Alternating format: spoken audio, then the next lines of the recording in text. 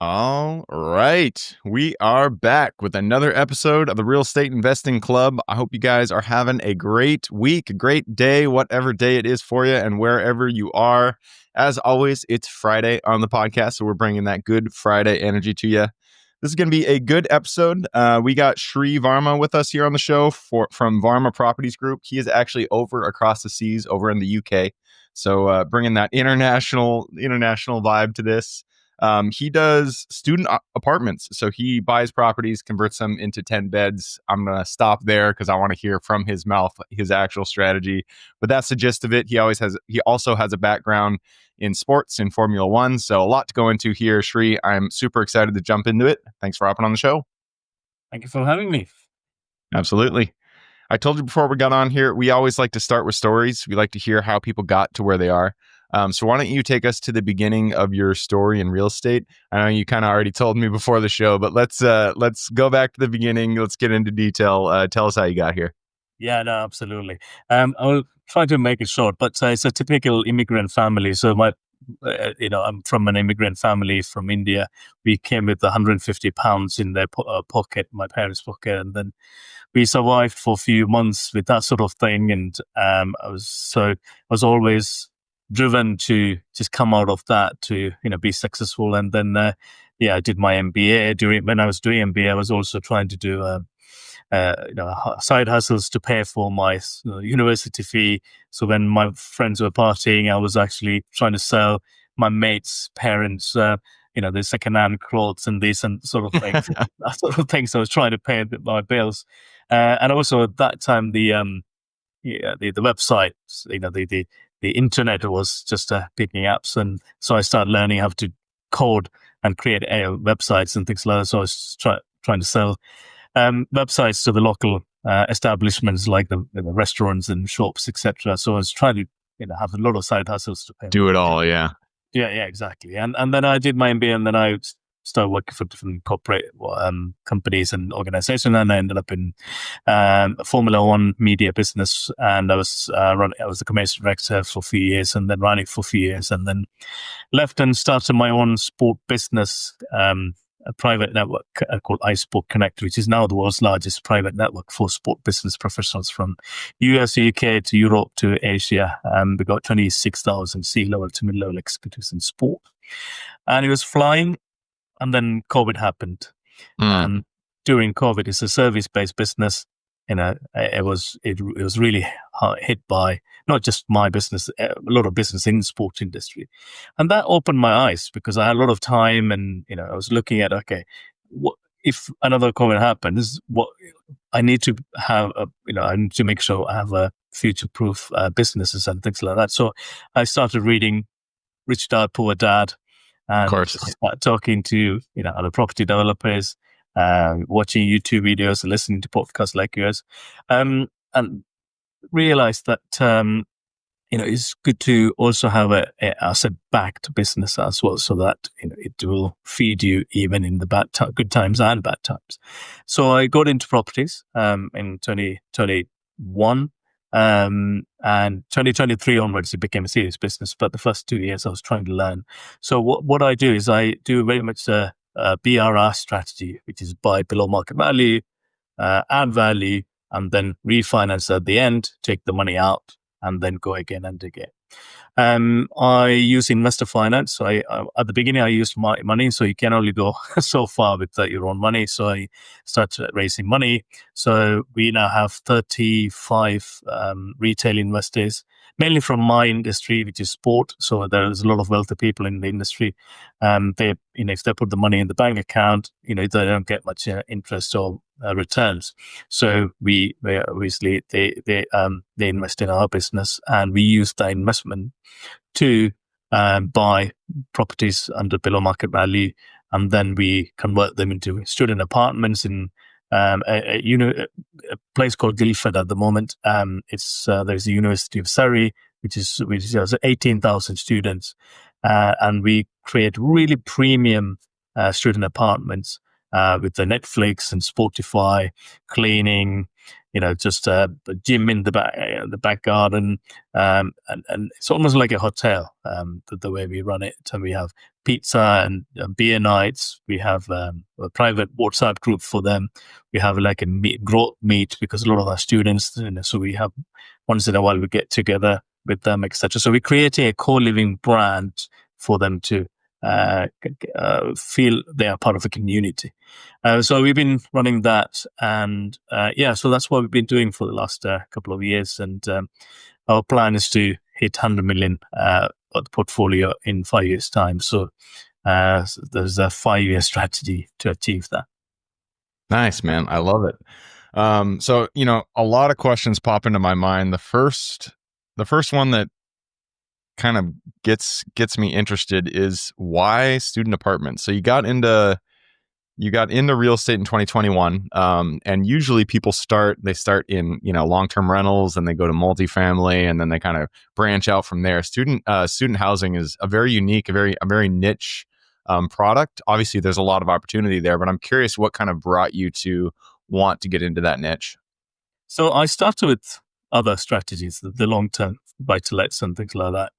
And then obviously in the UK market, there's a few government changes and suddenly the interest rate gone off the roof and things like that. So the sort of typical buy-to-lets didn't, working for many of us. And then I thought, okay, and I live in Wimbledon, which is not far from Guildford, where there's universities.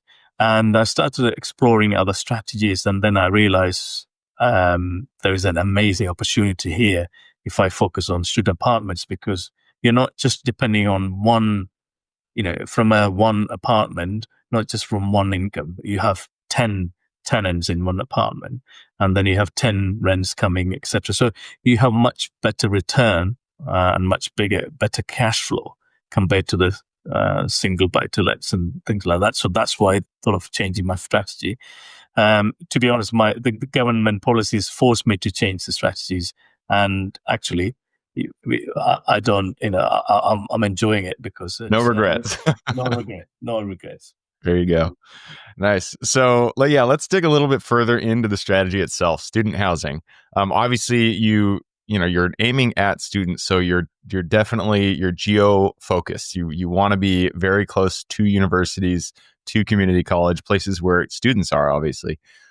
So where are you looking for? Like, how far away from a university do you search? What type of properties are you looking for? Before COVID, people happy to walk and take public transport, etc. At least in the UK towns, it's become a bit lazy. They like to Not only in the UK, don't worry about it. So they like to be as close as possible to where they get to, whether university or college. So we created we have a map in our office where that's our sort of area where we are looking to buy, as always. And then we work with a couple of, the local agents. We build our own brand. We have a YouTube accounts. We put our brand in all of our projects. So we are visible.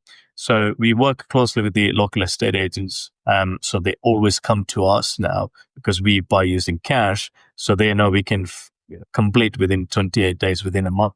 Usually the property transaction in the UK is very slow. It's like 3 to 4 months.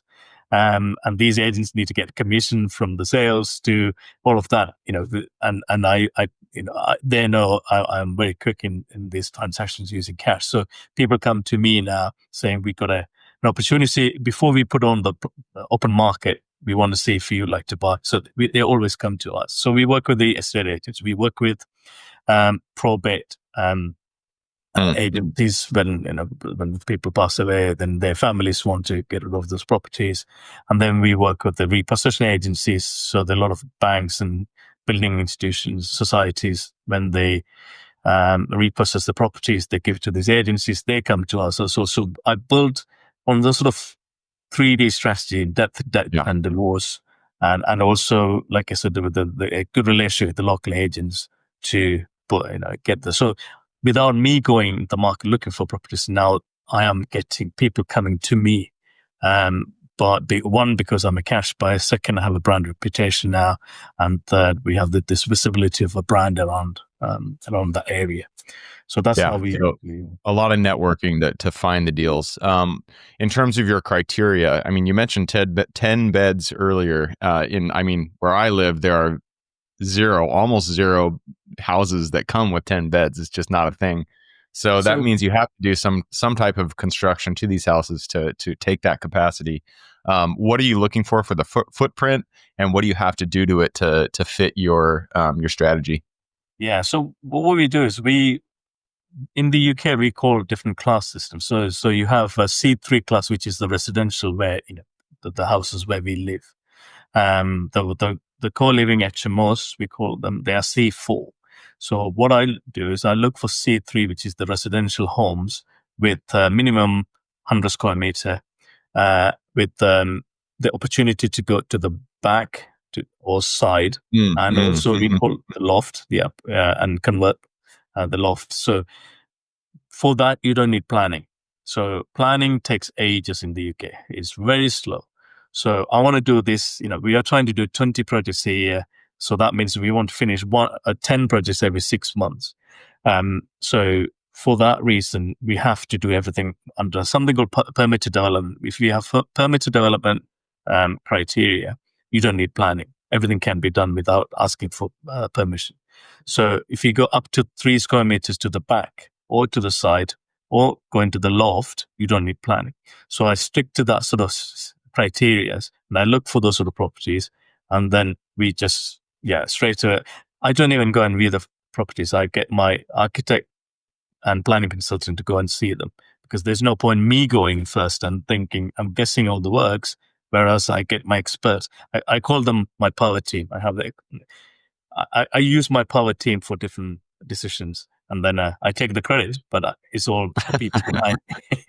So the main criteria is to make sure we can do everything under permitted development, so we don't need planning to convert into this 3-bed house. Usually comes with a massive reception in the front. We convert that into one of the bedrooms.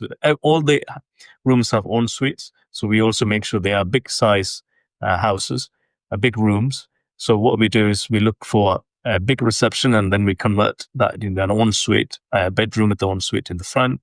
Then you got the kitchen and dining room as a big open lounge kitchen. And then we go to the back to have 2 bedrooms, again with ensuites. So you have three bedrooms in ground floor. Then in the first floor, we reconfigure the 3 bedrooms to have ensuites as well. So you have another 3. So now we have 6. Then we go to the loft, and there we try to have 2 in the back and 1 in the front, so that you get 9. And then we try to squeeze in another one in the side of the ground floor as well sometimes. So not always we get 10, but we try to get between 8 and 10.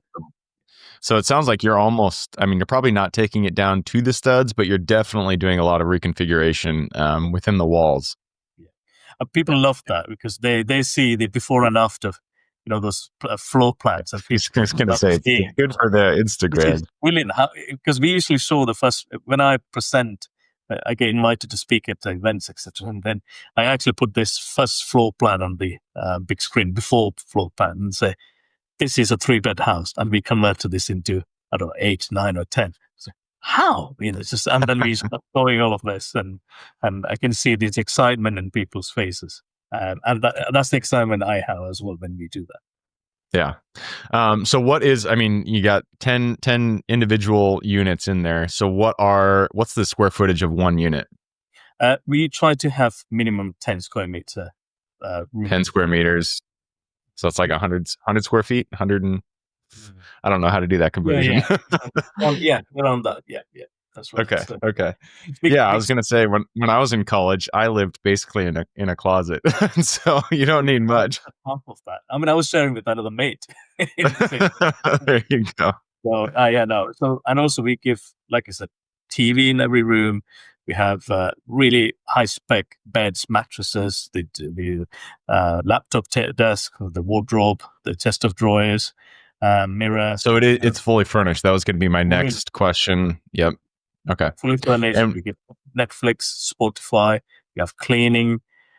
We have, like I said, we now started having gym in the back garden, because in the UK we have this long back garden, so it is underutilized, and kids, they don't use the garden; they just sit in there. So we thought, how can we optimize that space? And then, and also a lot of them wants to go to gym, and they all care about their wellness and health. And so we thought, okay, why don't we add value by creating a gym in the back garden, so they can go and so we divide that gym into sort of two. One is the where people can do the weights and everything else. The other one is almost like a yoga area if they want to do meditations or yoga and things like that. So yeah. nice, very cool. And you also mentioned, I mean, you guys are also throwing events at these locations. So there's an additional layer of amenities that you're putting on top of just the structure itself. What additional type of coordination? Your team, like how big are you building your team in order to take that on? Yes. So not just the events, but the overall idea is to, like I said, have this 100 million vision. The 5 years. So yeah, to achieve that, I divide that into 12 months and then 6 months, sort of target. So 5 years, 100 million, that means 20 million per, 12 months. That means 6 months. I need to do 10 projects. So just I'm making it simple, simplifying this. In order to achieve that, I need to have, what I did is I divide the team into three. One is the acquisition stage, the other one is the construction stage, and the third is the asset management stage. Acquisition stage, I have an operations manager, Steph, and myself, and then a third guy who look after the investors.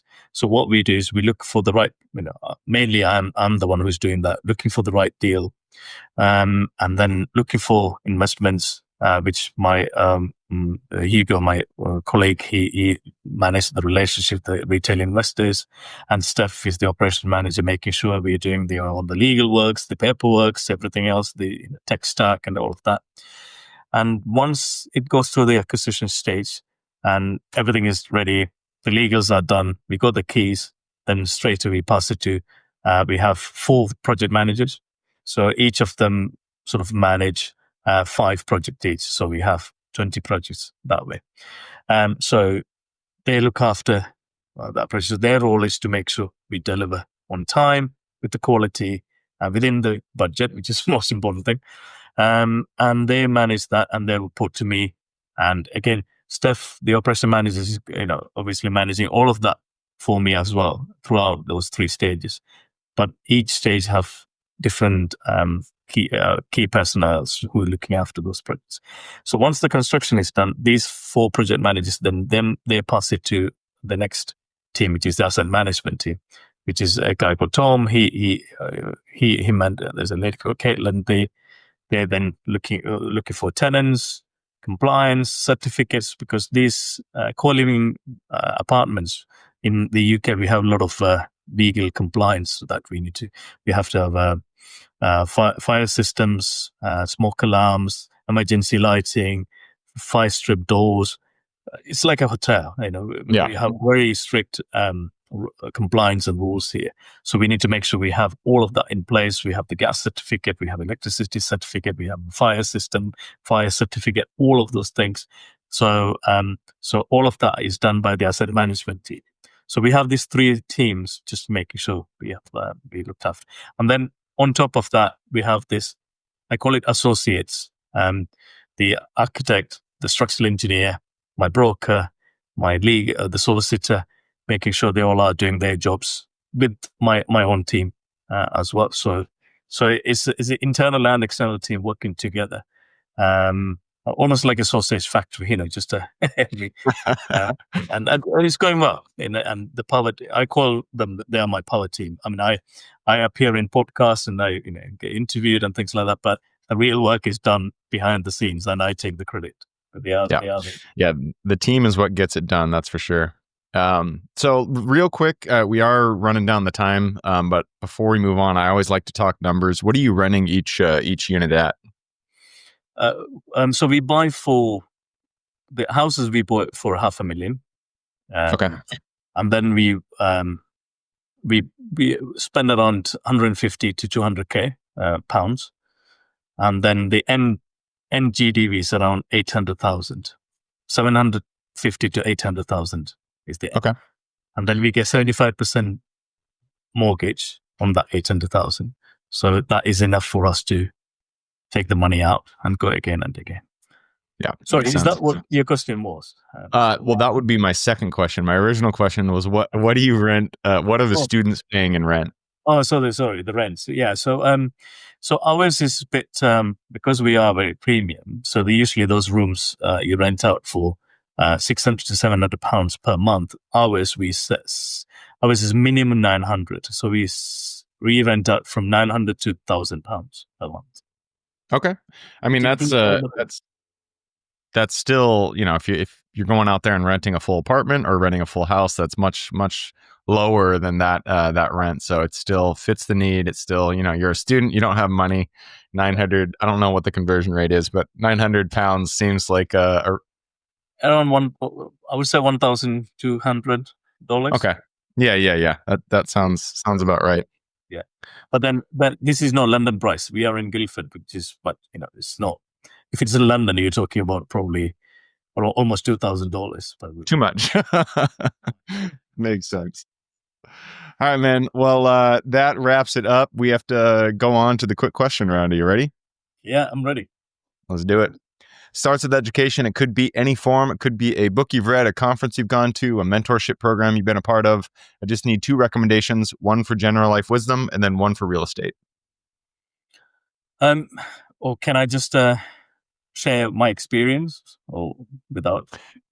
So what we're looking for is a recommendation that you can give, an educational recommendation that you can give the listeners, for 1, general life wisdom, 2, real estate or business. Okay. I mean, definitely the Rich Dad show. Yeah, I'm a massive fan of that because I listen to that because it really changes your perception about finance and financial education. So definitely that one. Then when it comes to real estate, I have to select one in the UK. I'm sorry, but there's a guy called Samuel Leeds. Okay. He does a lot of podcasts and YouTube shows, which is sometimes controversial, but sometimes it's great. That's how I started my education, by listening to him and watching his YouTube video. Yeah. Podcasts are a great way to just get a basic foundational understanding of different assets, of how real estate works. And I feel like, mostly in most democratic countries, real estate functions very similar. And so if you understand how it works in the UK, you understand how it works in the US, yada, yada. So, all right, moving us on to the next question. This is for your younger self. Let's go back to the Sree who was still in the sports world in Formula One. Go to him, look him in the eye, give him one piece of advice moving forward. Well, one thing I would say is that, this definitely changed my perception about things, is not all debt is bad. So there is a good debt and bad debt. Yeah. Taking credit card for going to holidays or buying cars and things like that is bad debt. But good debt is where you're actually raising finance to buy assets, and then they will generate cash flow for you, which is much higher than the interest you pay for that debt. And good debt is leveraged, that generates money for you. Absolutely. And I feel like that is the main message from Rich Dad Poor Dad is, you gotta the debt that you take on actually will be making money from you. Because we grow up thinking every debt is bad. The society always taught us that debt is bad. There's a big guy or a big influencer here called Dave Ramsey. I'm sure you might have heard of him. Yeah, he's really big about not taking on debt. I feel like his audience is a little bit different, but when I hear that, I'm like, you really should distinguish between the different types of debt you can be taking on, because there is good debt. Some debt is actually very helpful to you. So that's a good lesson to learn. I'm going to move us on to the next question. This is, usually it's about the US, but you're over there in the UK. So I'm going to take it over to the UK. So what city in the UK are you most excited about investing in today? Definitely not London, because London is my shit. So I am looking at potentially going to North north of the UK. So a place called Newcastle. That's my next investment target area, purely because Saudi invested in their football club, the soccer club in Newcastle. There's a lot of investment coming to the place, and I think that's the place for the next 10 years to grow. All right. I love it. All right. Next question. You've already kind of touched on this a little bit, but I'm going to ask it one more time and you can kind of wrap it up in a bow.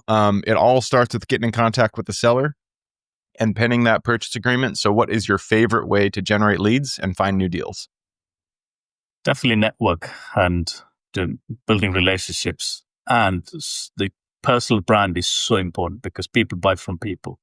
And if an agent wants to come and give you a deal, they need to trust you. So your reputation and your personal brand is so key for that. Yeah. And that's always why I like to recommend everybody out there, if you have the inclination to start a podcast, it's a great way to build your personal brand, a great way to build authority. And it's also a lot easier once you get the ball rolling, once you get kind of the operations behind you worked out. All you do is sit down on a Friday and have a couple conversations with great people who know a lot about an asset class that you don't. And it really builds your personal brand. So I always like to recommend when you are trying to build that authority, that personal brand, get on podcasts, start your own podcast, anything like that.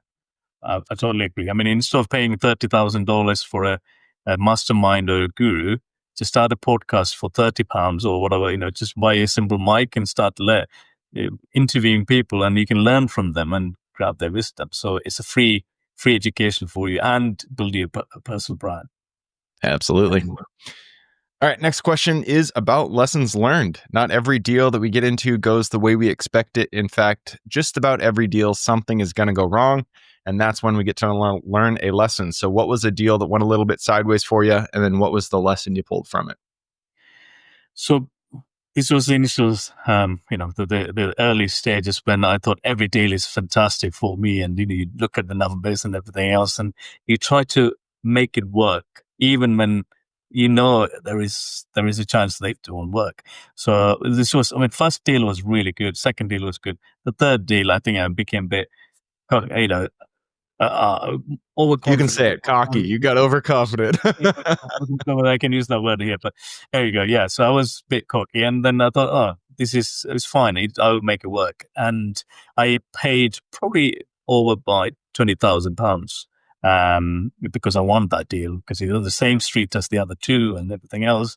And then obviously I also misjudged on the construction cost and everything else. So anyway, I ended up paying more than I should have paid. And then at the end, I couldn't get the GDV I want. So I ended up leaving some money, which is fine. Over the years, it will be fine. But I should have stick to my my numbers and discipline. So Warren Buffett always said that you don't have to be the smartest, but you just be most disciplined. And I didn't do that. And that's my learning from that. Yeah.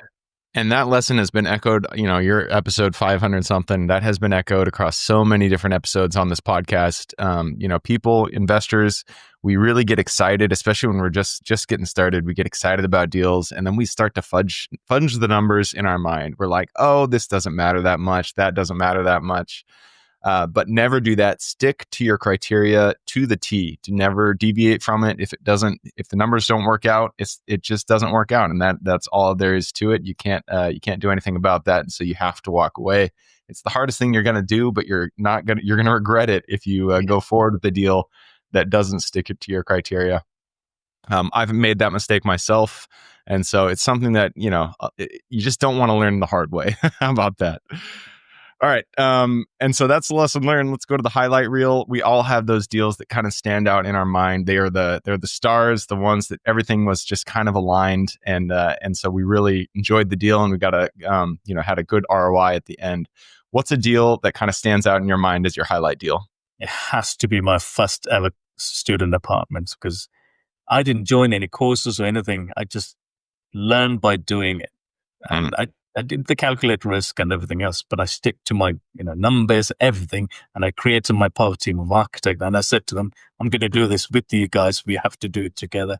And the numbers is relevant. I mean, it did work, but it's about doing the first deal, It's just that mindset, just I can do it.